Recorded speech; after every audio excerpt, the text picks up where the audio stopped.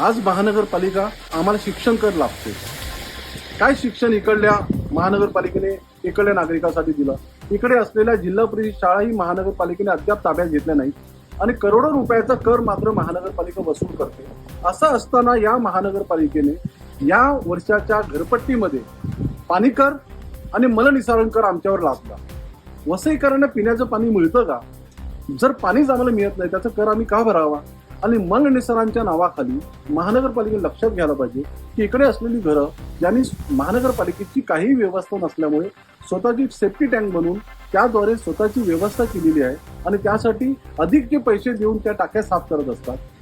जे स्वतः नागरिक स्वतःच्या खिशांतून पैसे खर्च करून सेवा घेतात त्यासाठी महानगरपालिकेने आता वेगळा कर लादला. हे खऱ्या दृष्टीने या वसईकरावर केलेला अन्याय आहे आणि म्हणून महानगरपालिकेने तत्काळ पाणी आणि मलनिसारण कर जो आमच्यावर लादलेला आहे तो कर आपण रद्द केलाच पाहिजे अशी आमच्या भूमिपुत्रांची ठाम मागणी आहे.